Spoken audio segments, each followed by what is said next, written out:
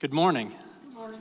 We're going to do something fun here, I think, to start. What I want everyone to do is get your Bible or your phone. I'm one of those people. My phone is my Bible a lot of times. And we're going to turn to Mark 1. So turn to Mark 1 really quick with me here. And we're going to look for some phrases. Rob hinted at this earlier. Anyone know, if you look in your Bible, if you look on the bulletin, it'll give it away. What is the name of this sermon series that we've been doing? We're studying Mark, but what do we call it? I heard it right there. Euthus. It's this Greek word. Everyone say Euthus. Euthus. This word means quickly or immediately. It's Mark's favorite word. It's his favorite word. So what I want you to do in Mark 1, I want you to look through just that chapter, and I want you to just count how many times you hear the phrase immediately, quickly, right away. You know, this is the word that we're translating. So if you see right away, quickly, at once, immediately, look for that, count them, how many times you see it in there. Go ahead, I'll give you one Phil's Jeopardy theme song in his head. If we play the Jeopardy theme song, we get a copyright license and our videos get taken down. So I will just do this. So you're looking for that Greek word. How many times do we see that translation? At once, right away, immediately, quickly.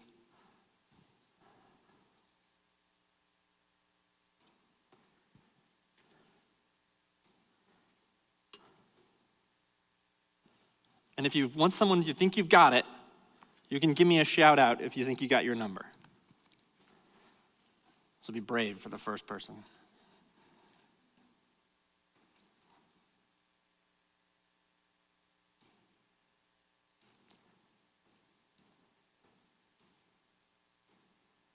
Everybody got them? How many times? Got 3, got 5. I heard 5 back here. 6, 7. Ooh. Anybody else get any higher numbers? 8. Maybe higher. I have a higher number.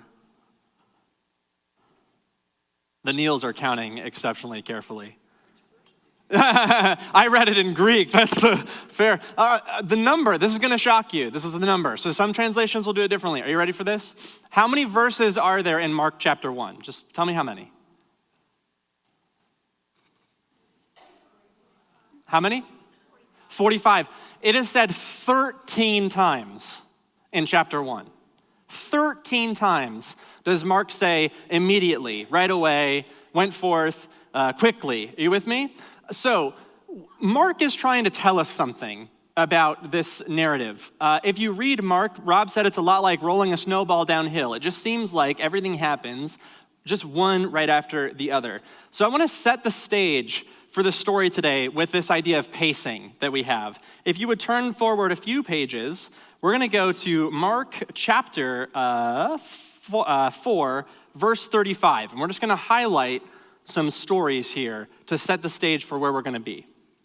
So Mark 4:35, Jesus had just finished teaching a whole bunch on one side of the Sea of Galilee, and he and the disciples hop in a boat immediately, and they start traveling from one side to the other.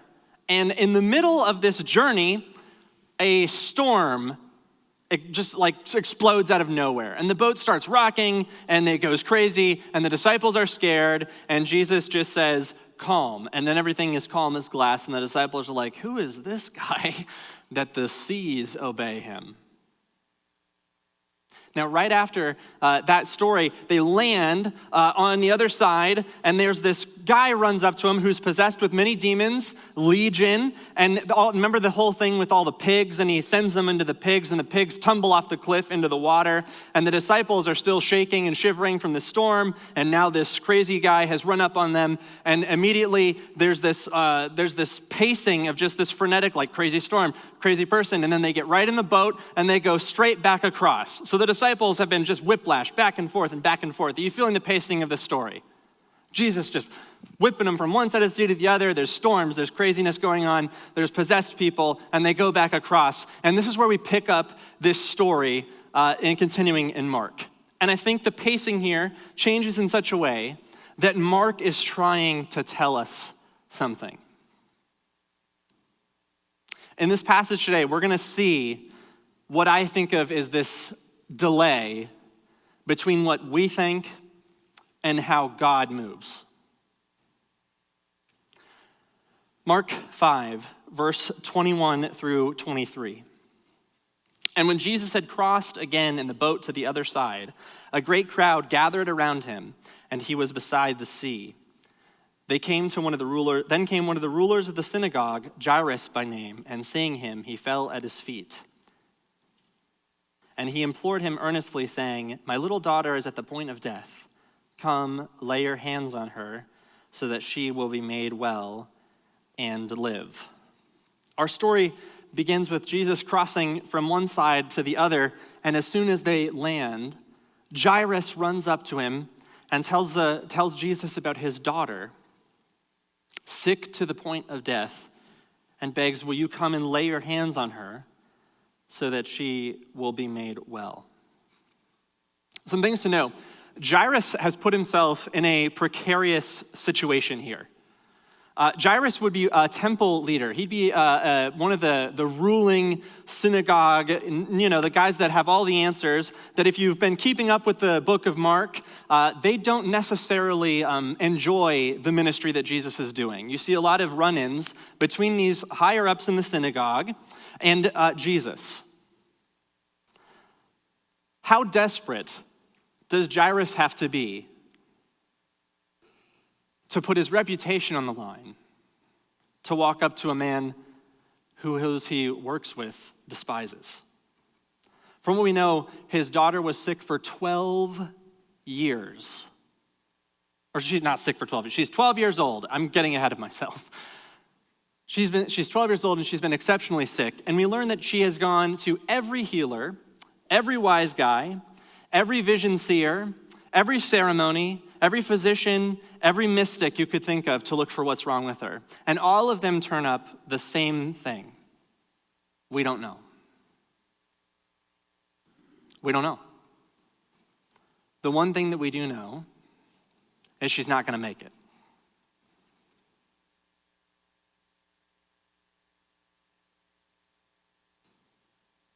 We know she's not going to make it. Jairus has found himself in a predicament that I don't think anyone would ever want to find themselves in. A sick daughter that they don't know what's wrong, who's going to die. Caring not about his reputation, he runs to Jesus and asks, "Will you lay your hands on her so that she may be made well and live?" Continuing on, 24 through 29. And Jesus went with him, and a great crowd followed and thronged about him. And there was a woman who had a discharge of blood for 12 years, and who had suffered much under many physicians, and had spent all that she had, and was no better, but rather grew worse. She had heard reports about Jesus and come up behind him in the crowd and touched his garment. For she said, "If I touch his garments, I will be made well." And immediately the flow of blood dried up, and she felt in her body that she was healed of her disease. So Jesus agrees. He's going to go with Jairus. He's going to go with him, but I don't know if you've been keeping up here. Jesus, everywhere he goes, there seems to be multitudes upon multitudes of people that just swarm around him. So as soon as he lands, Jairus pushes his way through these crowds to get right at his feet, agrees to go with him, but the crowds are now pushing in on Jesus as he's trying to travel with it. The picture I have in my brain is of desperate Jairus. He's got Jesus by the hand here, right? You with me? And he's pulling him through the crowd, just like trying to swim his way through to create a pathway for him to go. And all of a sudden, Jesus, he loses grips of it and he can't find Jesus in the crowd anymore, and the desperation starts to rise. There's a woman in the crowd who for 12 years has been ceremoniously unclean. By the laws of ancient Israel, she couldn't attend temple. She couldn't live within the city limits. She was isolated on the outskirts. Just as Jairus was desperate for his daughter, so too is this woman desperate. Desperate enough to enter into town In Jewish law, anyone who would be ceremonially unclean, if they were to contact anybody, they too would in turn become ceremonially unclean. So she's walking. If you ever played Infection on Halo, where's a young person? So there's this game, and every time you tag somebody, like tag, and you tag them and they become part of the blob. Are you with me now? We'll go tag, everybody knows tag. And every time you tag someone, they become part of the blob, and it's blob tag. This is what she's doing entering this town. Every person that she bumps against is now unclean like she was. She's taking a pretty massive risk entering this town. Because it's been 12 years, everyone knows who she is. And it says she reached out and touched Jesus' garment. After years of physicians telling her they don't know what's wrong, after all the money she had spent to figure it all out, after pain and anguish for 12 years, she touches Jesus' garment and is healed. It's like Jesus is playing blob tag, but when he touches the blob, they become not it anymore. The disciples ask, "Who is this man that the winds and the seas obey him?" And here we have to ask the question, who is this man that can clean what is unclean? He noticed that power had dripped out from underneath him. And so we continue on in this story. 30. And Jesus, perceiving in himself that power had gone out from him, immediately turned around in the crowd and said, "Who touched my garments?" And the disciples said to him, "Do you see the crowd pressing around you? Hello? And yet you're like, 'Who touched me?'" And he looked around to see who had done it. But the woman, knowing what had happened to her, came in fear, trembling, and fell down before him and told the whole truth.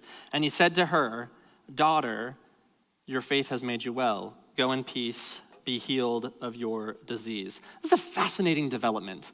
First of all, I love the disciples' actions here. If you ever want to know who you're supposed to think like in the books, try to think like how the disciples think. What do you mean, who touched you? You're in the middle of a huge crowd. Jesus, though, perceives that something different had happened. This is a fascinating little development. This woman, for obvious reasons, preferred this idea of a private healing. She's not supposed to be in town, but Jesus noticed that when he was touched, power had gone out from him. And so he stops immediately this entire procession that had been going towards Jairus' house until she came forward. She steps forward and tells him the whole truth. And Jesus' response is beautiful and gut-wrenching at the same time. "Daughter, your faith has made you well. Go in peace." The word daughter has to sting at Jairus ever so slightly. Throughout the Gospel of Mark, we have this movement of this immediacy, just from running and running and running and running and running. And the picture that Mark gives us here, he leaves out this word he's been using so carefully, and it's because Mark is trying to teach us something. Instead of the Jesus that is running with Jairus up the hill to heal his daughter, my brain picture is Jesus picking dandelions and blowing the leaves off of them. He is not in a big rush. He's in such a little rush that he takes a minute when he's touched to stop and talk about this woman who he had just healed. Jairus is coming to this juxtaposition in our head that we run into about our timeline versus God's timeline. Jairus seems to be in a big hurry. Jesus, not so much. Verse 35. While he was still speaking, there came from the ruler's house some who said, "Your daughter is dead. Why trouble the teacher any further?" But overhearing what they said, Jesus said to the ruler of the synagogue, "Do not fear, only believe." While Jesus was still teaching, the Greek in that gives you the sense that Jesus had taken a moment to stop and teach about what had just happened with this woman.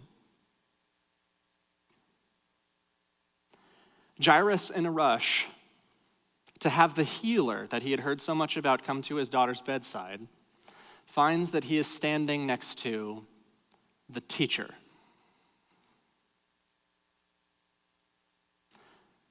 Jesus was not in a hurry.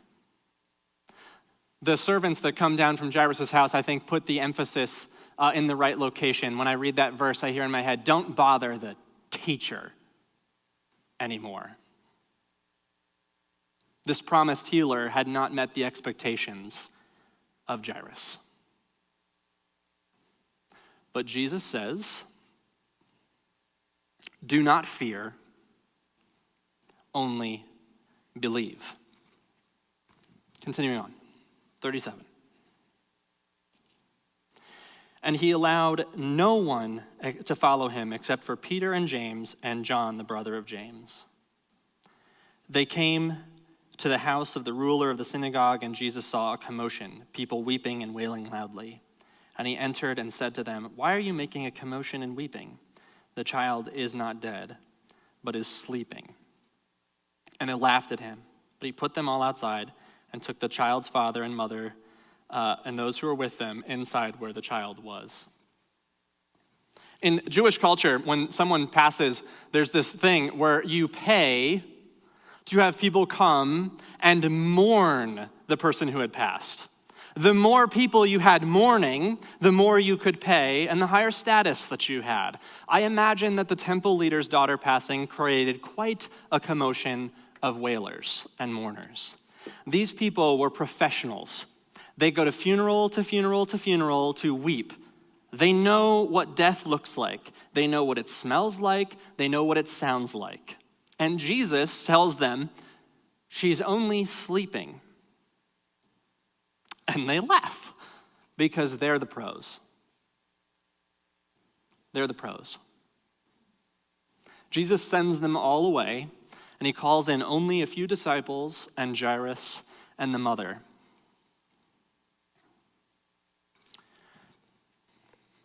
Taking her by the hand, verse 41.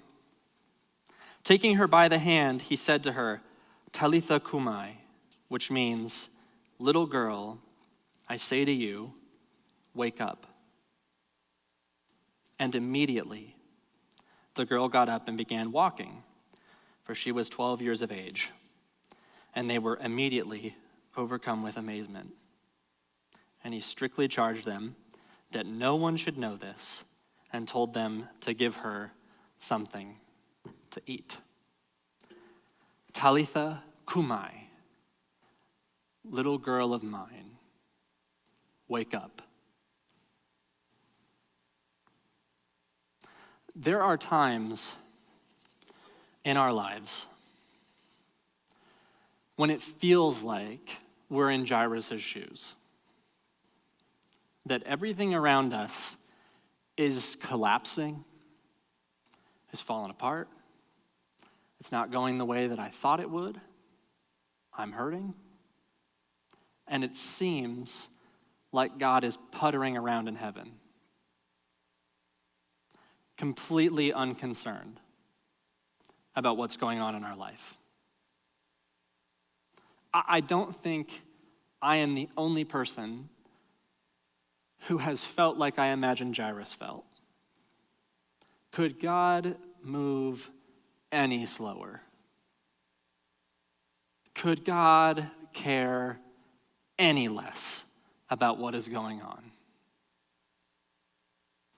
You probably don't have to think too hard in your life to find a time you felt like that, because I know I don't have to think very hard to find a time like that.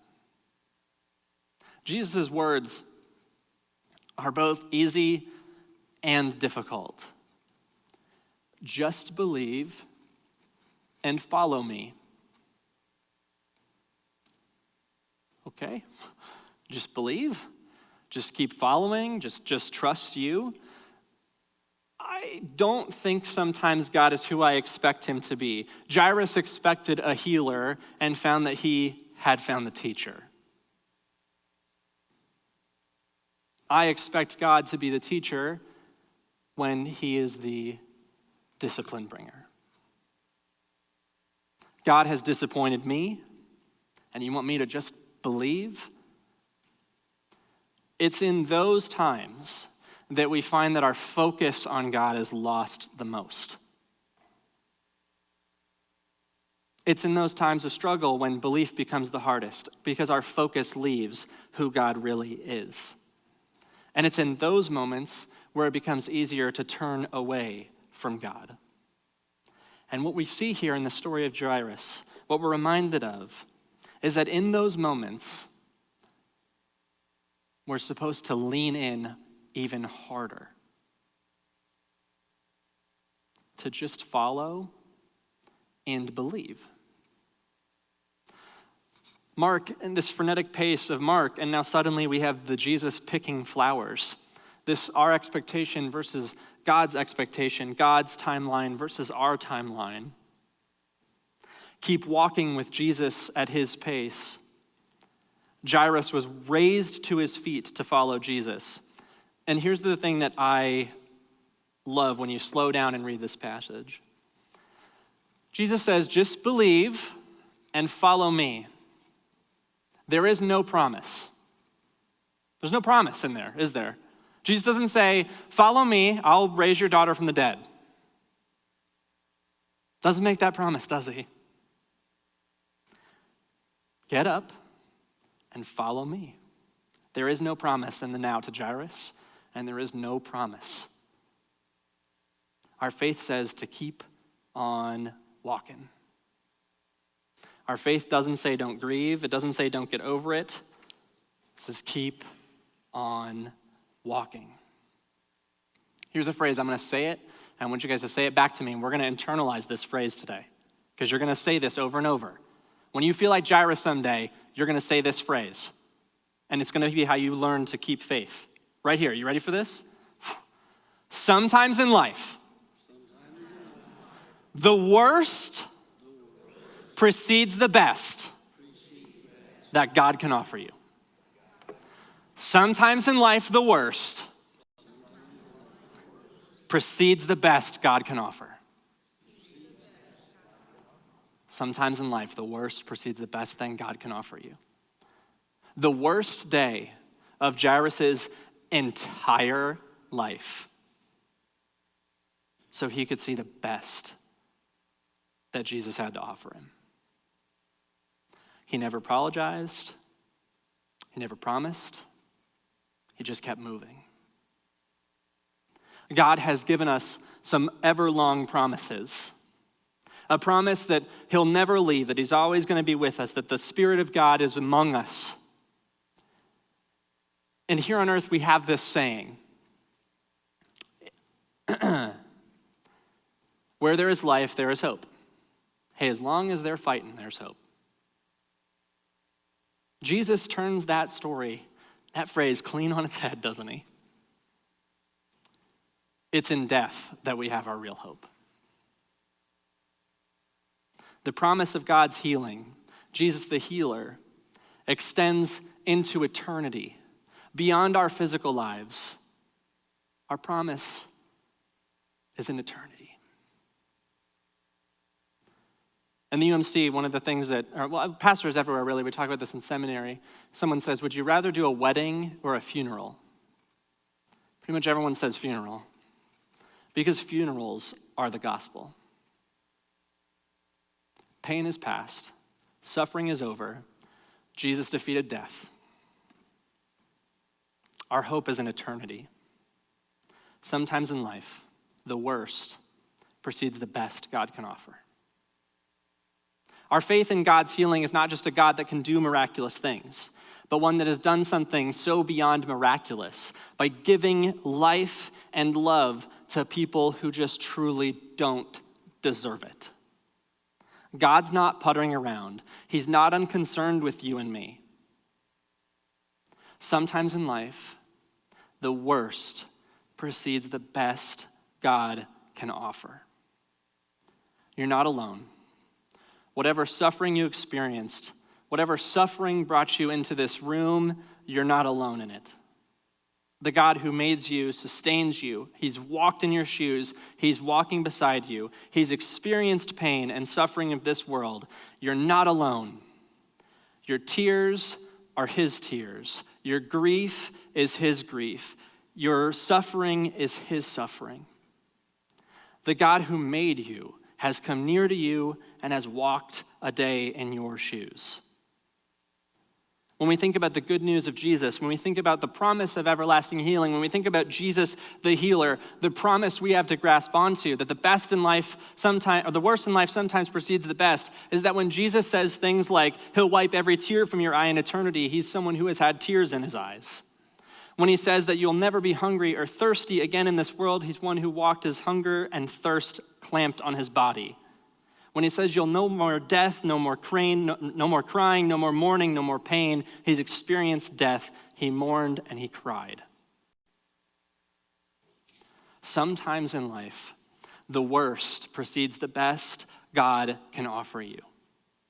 You just have to keep on walking. That is the promise that God walks with you. The promise of eternal healing. God walks with you, carrying you, loving you, and in pain with you.